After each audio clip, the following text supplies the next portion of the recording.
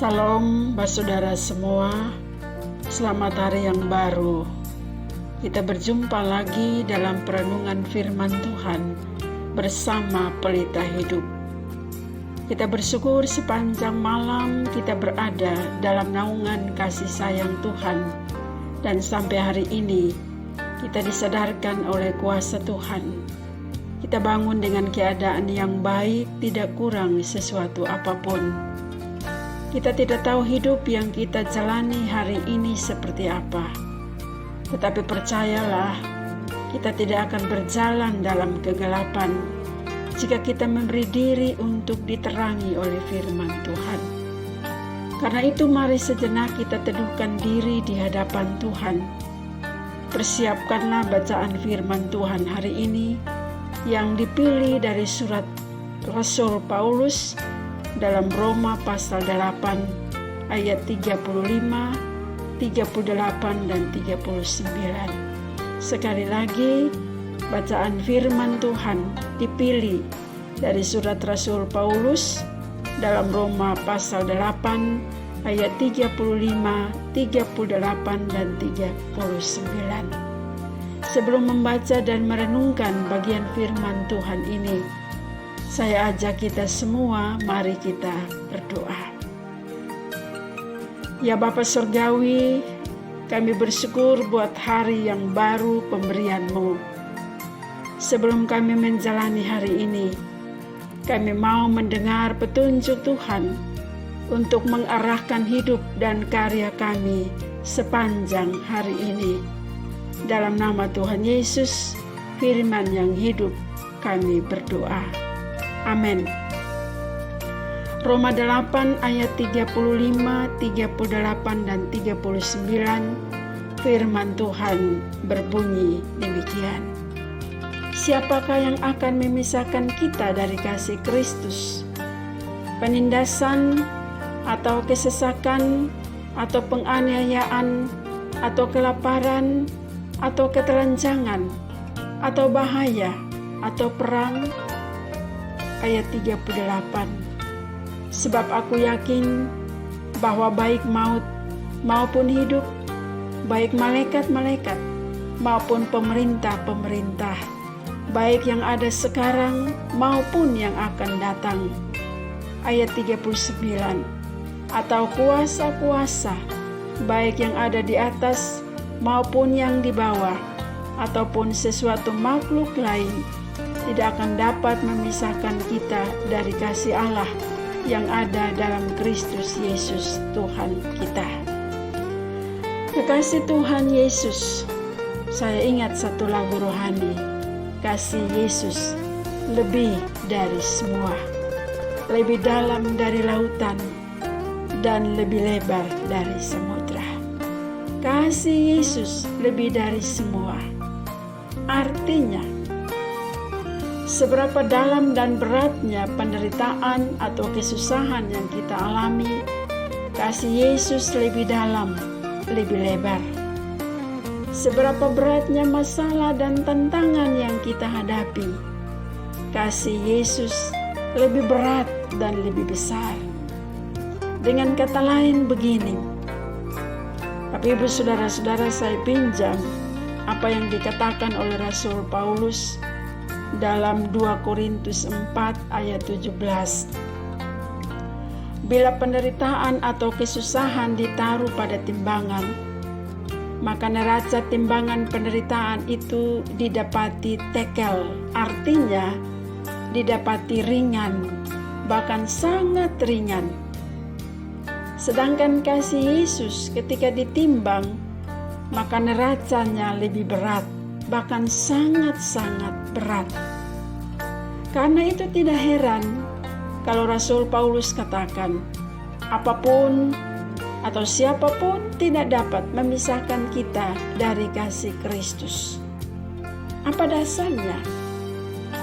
Dasarnya karena Allah di pihak kita. Allah pembela kita. Allah menjaga dan melindungi kita dari apapun dan siapapun yang akan membinasakan kita. Keberpihakan Allah menunjukkan kepada kita bahwa Allah sangat mengasihi kita.